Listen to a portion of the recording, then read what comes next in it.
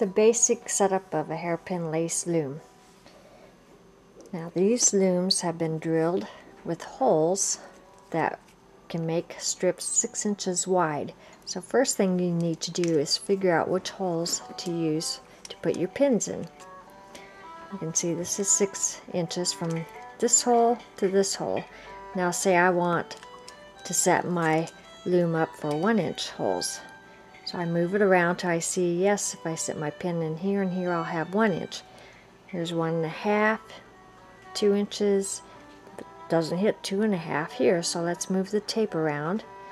And I see that if I set it here and here, I have it at 2.5. The pattern I'm using calls for it to be at 1.5.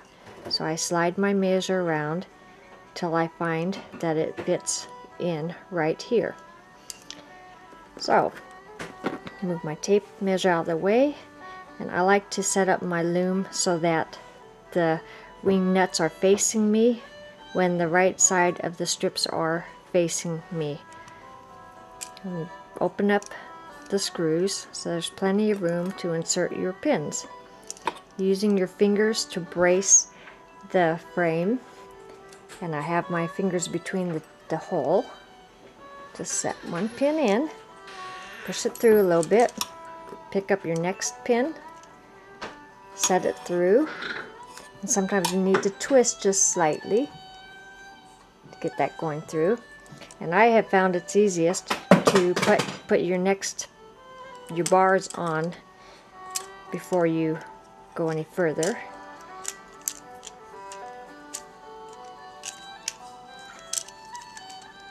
And I like to have my pins so that they're not sticking out of that bottom so they don't catch anything.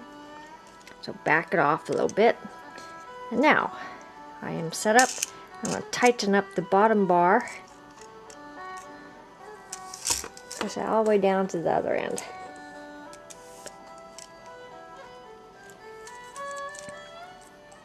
You'll figure out what works easiest for you. Now, it's good to use a guide line when you're starting off, beginning, or if you have a lot of loops that you're going to be making in each strip.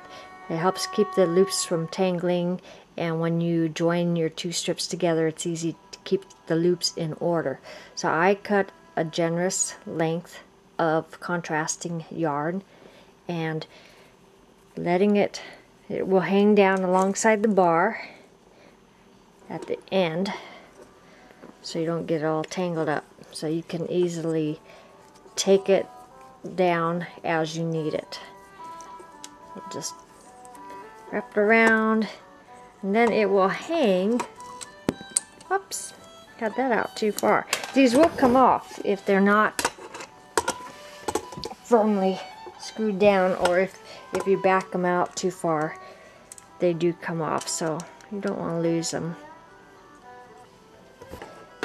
And then this guideline will just hang down alongside of the right pin. I like to keep on the right pin so I always know at a glance what side is the right.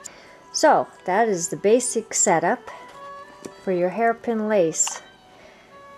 Now these frames are made with the pins being about, you'll have about a little over 10 inches of working surface on these, so that gives you quite a bit of room to work loops without having to take off the bottom loops before progressing further.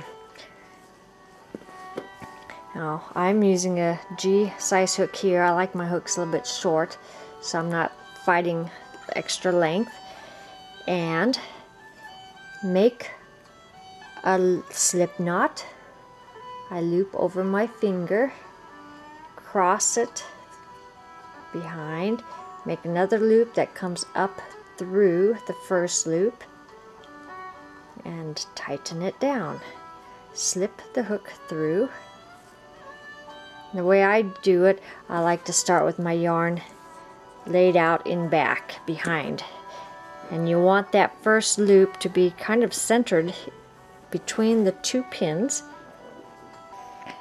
Grab with your hook the yarn that's going behind the frame. grab the yarn, pull it through the slip knot, and only in this one time will you have it just being one. You're setting up still at this point. Rotate the hook, flip it up through the pins, grab the frame and rotate it clockwise. This feels awkward when you're beginning, but it starts getting smoother as you do it. Now, I kind of grabbed hold of the tail of that to keep it centered. I want that knot in the center. Because I flipped the hook up through the bars and then rotated the frame, my hook is now on my side. So I go through the loop that I made on the left hand pin, reach back, grab the yarn that's behind, pull it forward. I have 2 loops on my hook. That is a single crochet. Grab another loop and pull it through those 2 that are on my hook. Now I'm left with 1. I'm going to flip the hook again between the pins, rotate the frame toward me, always rotating it clockwise, and go through the loop that is now on the left side of the frame.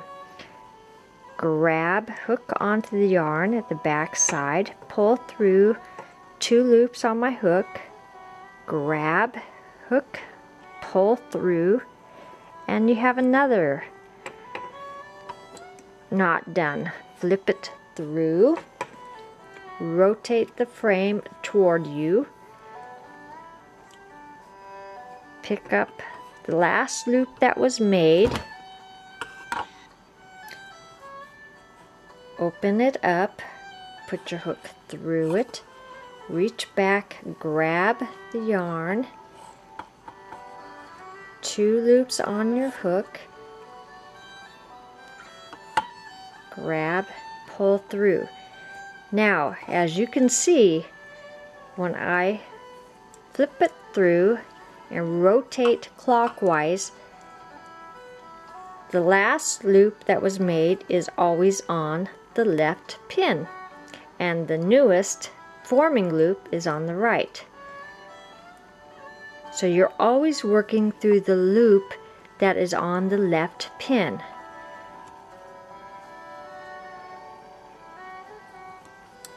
Rotate, flip it through, rotate the frame,